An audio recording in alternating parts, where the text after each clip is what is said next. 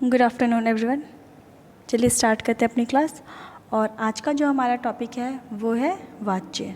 वाच्य को इंग्लिश में वॉइस कहते हैं और इंग्लिश ग्रामर में आप वॉइस के बारे में पढ़े भी होंगे कि वॉइस होता क्या है, या फिर उसकी डेफिनेशन क्या है, या फिर उसके कितने टाइप्स होते हैं, या और भी बहुत सारी चीज़ें। ठीक है, तो जो चीज़ें आप लोगों ने इंग्लिश में पढ़ी हैं उसी चीज़ को आज हम हिंदी में पढ़ेंगे। हिंदी में वॉइस को वाच्य बोलते हैं। और जो वाच्य होता है उसका जो शाब्दिक अर्थ होता है, ठीक है, वो होता है बोलने का विषय। देखिए हम यहाँ पर लिखे भी हैं कि वाच्य का जो शाब्दिक अर्थ होता है वो क्या होता है, वो होता है आपका बोलने का विषय।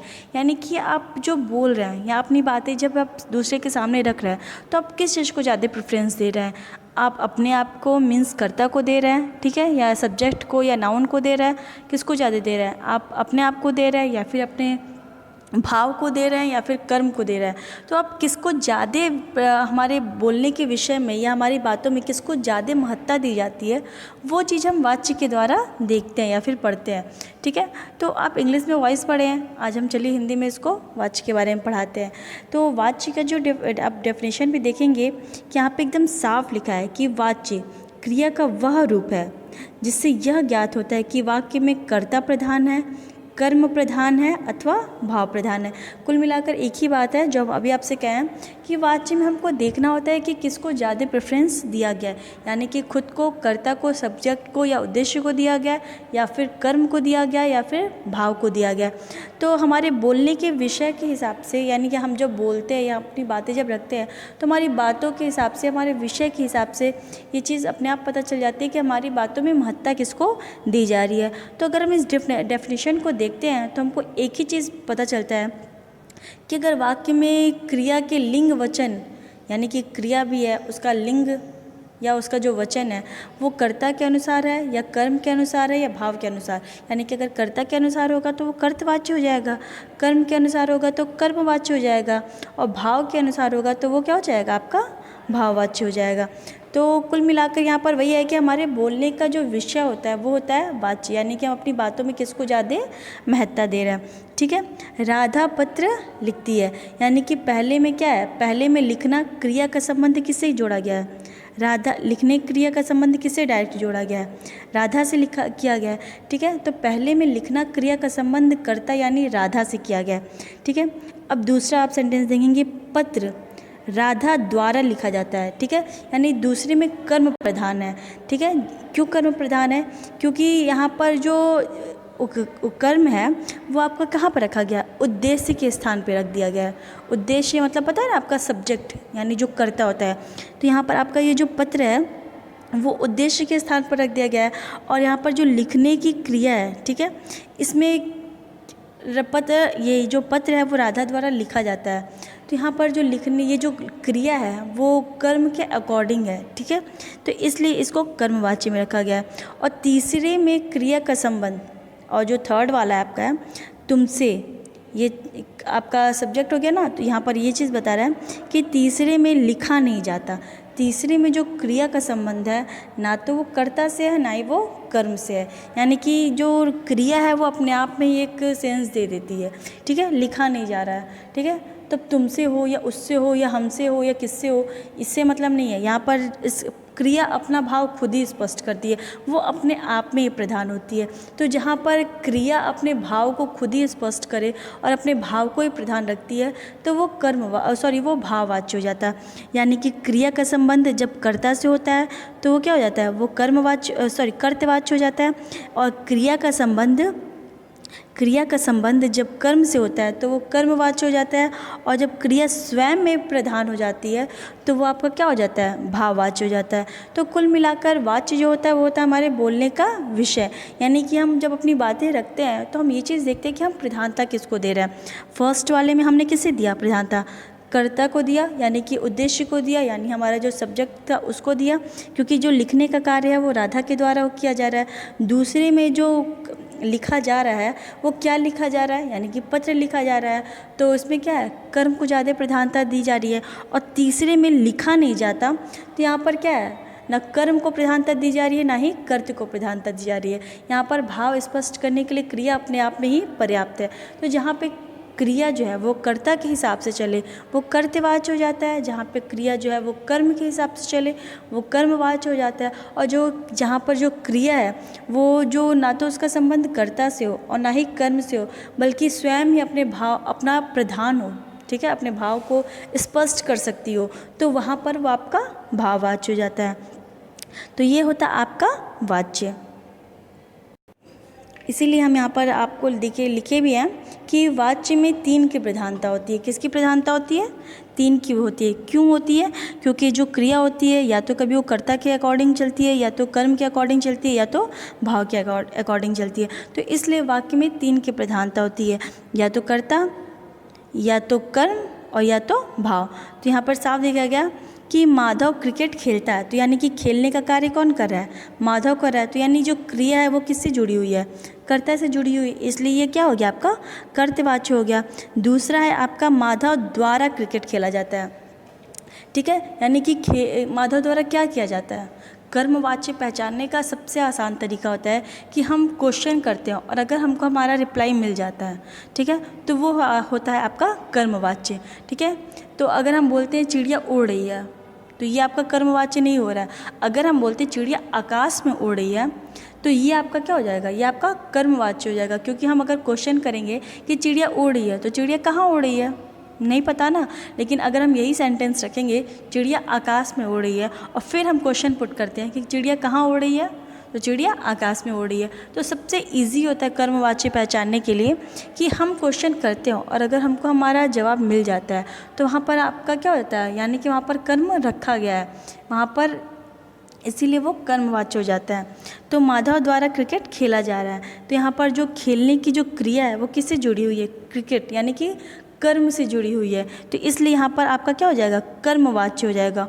और क्रिकेट खेला जाता है, यानी यहाँ पर जो माधव से क्रिकेट खेला जाता है, यहाँ पर माधव को महत्व नहीं दिया गया या फिर उसके द्वारा क्रिकेट को महत्व नहीं दिया गया, वहाँ पर ये खेला जाता है इसको महत्व दिया गया। इसीलिए यहाँ पर भाव जो है वो क्रिया के हिसाब से या क्रिया अपने भाव को स्पष्ट करने के लिए पर्याप्त है, इसीलिए ये क्या हो जाएगा? यहाँ पर ये भाववाच्य हो जाएगा। यानी कि फिर क्लियर है कि जहाँ पर क्रिया कर्ता के अकॉर्डिंग हो वो कर्तवाच्य, जहाँ पर क्रिया कर्म के अकॉर्डिंग हो वो कर्मवाच्य, और जहाँ पर क्रिया भाव के अनुसार हो वो आपका भाववाच्य हो जाएगा। तो इसमें तो किसी को डाउट नहीं होना चाहिए। अब चलिए स्टार्ट करते हैं आगे। फिर आपका आता है वाच्य के कितने भेद होते हैं, ठीक है। तो वाच्य के कितने भेद होते हैं? वाच्य के आपके 2 भेद होते हैं। एक तो आपका होता है कर्तवाच्य और दूसरा होता है आपका अकर्तवाच्य, ठीक है। वाच्य के वैसे तो मानते हैं कि हम 3 भेद होते हैं, कर्ता, कर्म और भाव, ठीक है, लेकिन कर्म क्या होता है और भाव जो होता है वो अकर्तवाच्य के अंदर आता है। रीज़न इसका इसलिए है क्योंकि कर्तवाच्य है तो कर्तवाच्य में कर्ता होगा ही होगा, बिना कर्ता के वो कर्तवाच्य हो ही नहीं सकता, ठीक है। अगर हम यहाँ पर बोल दें कि यहाँ पर अगर हम कर्ता को हटा देंगे तो कर्तवाच्य नहीं बन पाएगा अच्छे से, तो इसीलिए कर्तवाच्य में कर्ता का होना आवश्यक ही है। और दूसरा आपका आता है अकर्तवाच्य। अकर्तवाच्य मतलब होता है कि यहाँ पर कर्ता हो भी सकता है और कर्ता नहीं भी होता है, ठीक है। ऐसा ज़रूरी नहीं है कि अकर्तवाच्य में कर्ता होगा ही नहीं। वहाँ पर ये कहने का मीन्स ये होता है कि अकर्तवाच्य में अगर कर्ता है तो भी वो अपना सेंस पूरा दे सकता है, और अगर कर्ता नहीं है तो भी उसके बिना वो जो सेंटेंस है वो इनकम्प्लीट नहीं लगेगा, वो अपना सेंस दे देगा। तो इसीलिए यहाँ पर वाच्य के 2 भेद होते हैं, एक होता है आपका कर्तवाच्य और दूसरा होता है आपका कर्मवाच्य। अब जैसे अकर्तवाच्य, अब जैसे मान लीजिए हम बोल रहे हैं कि राम पढ़ रहा है, ठीक है, तो राम पढ़ रहा है तो राम क्या है? वो आपका कर्ता हो गया, ठीक है, तो वो कर्तवाच्य में हो गया। अब अगर हम ये बोल रहे हैं पतंग उड़ रही है, तो यहाँ पे आपको कोई कर्ता दिखाई दे रहा है? नहीं, लेकिन फिर भी सेंटेंस क्या है? कंप्लीट है, सेंस दे रहा है। तो इसीलिए कर्मवाच्य को और भाववाच्य को अकर्तवाच्य में रखा जाता है, क्योंकि पतंग उड़ रही है आपका कर्मवाच्य है। क्या उड़ रहा है? पतंग उड़ रहा है। तो हमने क्वेश्चन किया और हमको हमारा जवाब मिल गया ना। अभी हम इसके पहले बोले थे कि कर्मवाच्य पहचानने का सबसे आसान तरीका होता है कि हम क्वेश्चन करते हैं और हमको हमारा जवाब मिल जाता है, ठीक है। तो पतंग उड़ रही है, तो क्या उड़ रहा है? पतंग उड़ा है, हमने क्वेश्चन किया और हमको हमारा जवाब मिल गया, तो इट मीन्स ये क्या हो गया, ये कर्मवाच्य हो गया। और आप यहाँ पर ये चीज़ देखोगे कि पतंग करता नहीं है, करता है नहीं, पतंग तो क्या है, ये कर्म है, क्योंकि उड़ने का काम कौन कर रहा है, पतंग कर रहा है, तो ये कर्म है, तो यहाँ पर करता नहीं है, लेकिन फिर भी ये हमारा कंप्लीट सेंटेंस बन रहा है और कंप्लीट सेंस दे रहा है। तो इसीलिए वाक्य के दो भेद होते हैं, एक आपका आता है कर्तवाच्य जहाँ पे वाक्य में कर्ता होता ही है, और दूसरा आपका आता है अकर्तवाच्य जहाँ पे कर्ता हो भी सकता है और कर्ता नहीं भी होता है। ठीक है, अब आता है आपका अकर्तवाच्य के कितने भेद होते हैं। अकर्तवाच्य के दो भेद होते हैं, यानी कि एक आता है आपका कर्मवाच्य और दूसरा आपका आता है भाववाच्य। कर्मवाच्य यानी कि जिसमें कर्म को प्रधानता दी जाती है, ठीक है, कर्ता हो ना हो डजेंट मैटर, बट कर्म का होना मस्ट ही है। ठीक है, जिस तरह से कर्तवाच्य में कर्ता होता ही होता है, बिना कर्ता के वो सेंटेंस कर्तवाच्य हो ही नहीं सकता, वैसे ही अगर कर्मवाच्य है तो उसमें कर्म का होना आवश्यक ही है, अगर कर्म नहीं होगा तो वो कर्मवाच्य हो ही नहीं सकता। थर्ड वाला आपका आता है भाववाच्य। भाववाच्य में क्या होता है कि करता हो तो भी ओके, नहीं हो तो भी ओके, बिल्कुल कर्मवाच्य की तरह, लेकिन दो कर्मवाच्य और भाववाच्य में थोड़ा सा एक डिफरेंस होता है। ठीक है, सिमिलरिटी तो काफ़ी होती है, क्योंकि जो कर्मवाच्य की जो पहचान चिन्ह होती है वही भाववाच्य की भी होती है, यानी कि से, के द्वारा, ये चीज़ें कर्मवाच्य में भी यूज होता है और भाववाच्य में भी यही सारी चीज़ें यूज होती हैं। लेकिन डिफरेंस सिर्फ इतना होता है कि कर्मवाच्य में कर्म रखा जाता है और भाववाच्य में असमर्थता दिखाई जाती है, निषेधात्मकता यानी निगेटिव यानी नकारात्मकता के साथ असमर्थता दिखाई जाती है, इसीलिए वो भाववाच्य जो है वो कर्मवाच्य से थोड़ा सा चेंज हो जाता है। अब जैसे अब हम एग्जाम्पल में देखें, रोगी से सड़क पर चला नहीं जाता। ठीक है, तो रोगी से कहाँ चला नहीं जाता, रोगी से सड़क पर चला नहीं जाता, तो रोगी से कहाँ नहीं चला जाता, सड़क पर। तो हमने क्वेश्चन किया और हमको हमारा जवाब मिल गया, तो ये आपका किस में आ जाएगा, कर्मवाच्य में आ जाएगा। लेकिन अगर हम यही चीज़ बोलेंगे रोगी से चला नहीं जाता, तो हम क्वेश्चन कर और हमको जवाब मिल रहा है, नहीं मिल रहा है ना, रोगी से चला नहीं जाता। कहाँ चला नहीं जाता, ये तो हम बताया नहीं है कि सड़क पर, कि घर में, कि रूम में, कि छत पे, कहाँ चला जाता, ये तो बताया नहीं गया, बस ये बोला गया ना कि रोगी से चला नहीं जाता। और एक आपका सेंटेंस था रोगी से सड़क पर चला नहीं जाता, तो रोगी से सड़क पर चला नहीं जाता ये आपका कर्मवाच्य हो गया। ठीक है, और दूसरा आपका है रोगी से चला नहीं जाता, इसमें आप देखेंगे कि से उसमें भी इस्तेमाल किया गया है और से इसमें भी इस्तेमाल किया गया है।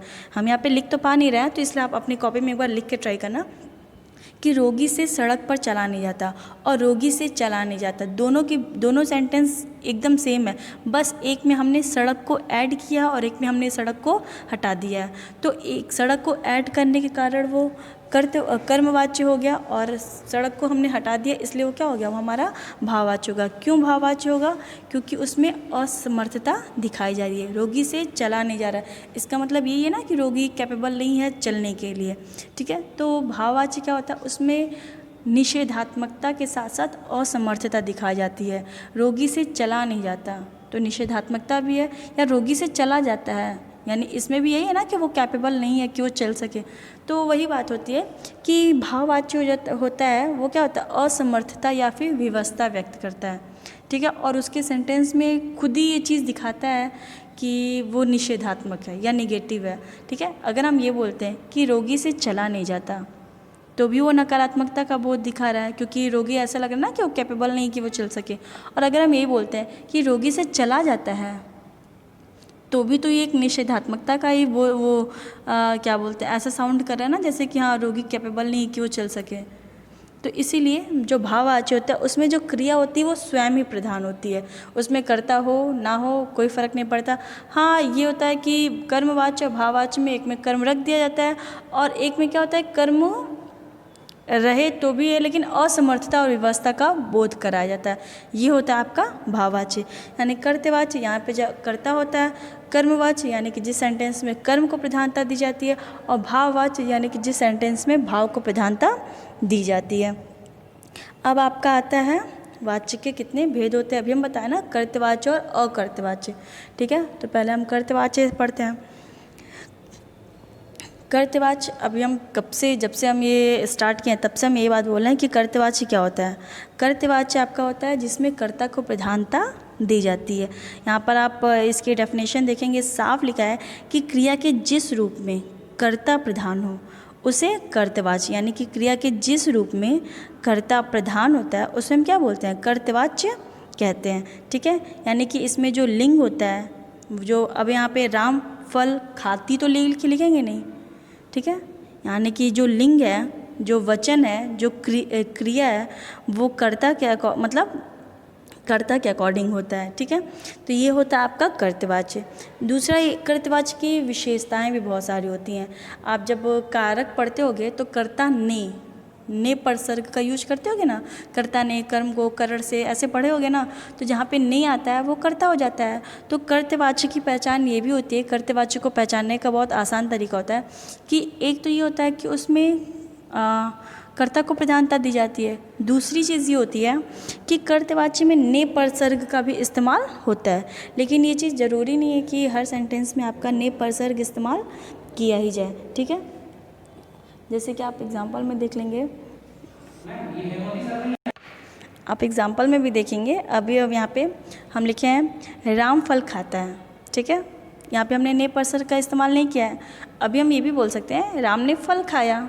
दोनों में क्या कर्ता को प्रधानता दी जाइए ना, और ने परसर्ग एक में हमने लगाया और एक में हमने हटा दिया है। ठीक है, यहाँ पर है राम फल खाता है, ये भी आपका कर्तवाच्य होगा क्योंकि जो फल है वो खाने का काम कौन कर रहा है, राम कर रहा है।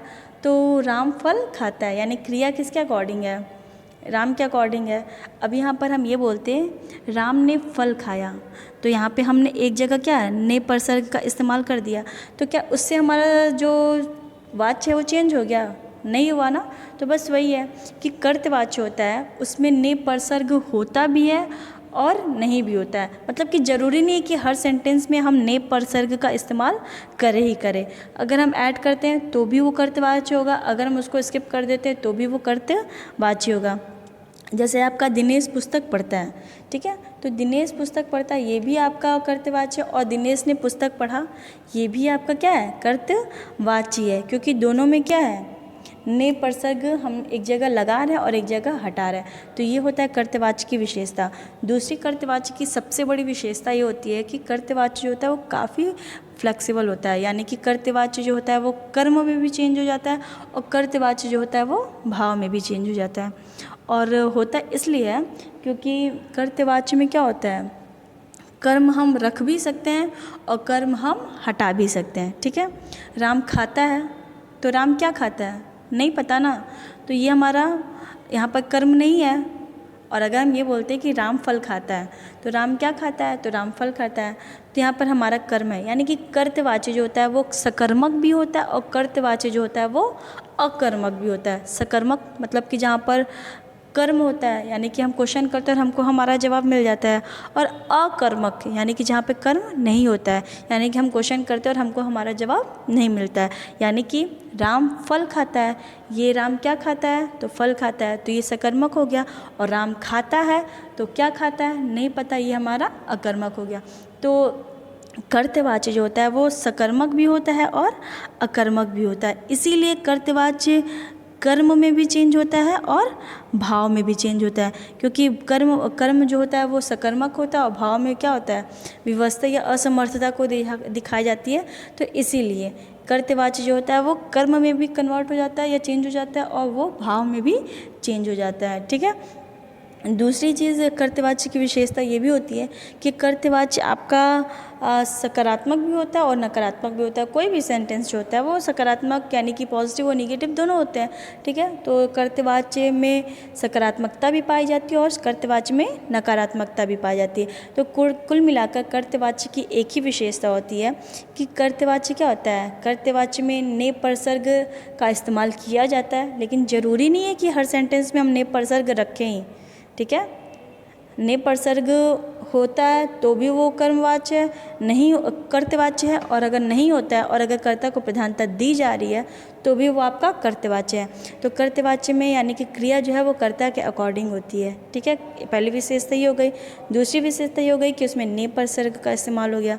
तीसरी विशेषता ये होती है कि कर्तवाच्य सकर्मक भी होता है और कर्तवाच्य अकर्मक भी होता है, ठीक है। और चौथी विशेषता ये होती है कि कर्तवाच्य सकारात्मक भी होता है, नकारात्मक भी होता है। और पांचवी इसकी सबसे बड़ी विशेषता ये है कि सकर्मक होने के कारण कर्तवाच्य कर्मवाच्य में भी चेंज हो जाता है और अकर्मक होने के कारण कर्तवाच्य जो है वो भाववाच्य में भी चेंज हो जाता है, ठीक है। तो कर्तवाच्य जो होता है वो काफ़ी फ्लेक्सिबल होता है, यानी कि वो कर्तवाच्य है वो सकर्मक में कर्मवाच्य में और भाववाच्य में दोनों में चेंज हो जाता है। तो ये होता है वाच्य। जहाँ पे आपको नहीं समझ में आएगा आप एक बार क्वेश्चन करिएगा, ठीक है। और नेक्स्ट वाला जो मतलब इसका जो आगे का पार्ट है उसको हम नेक्स्ट वीडियो में बताते हैं।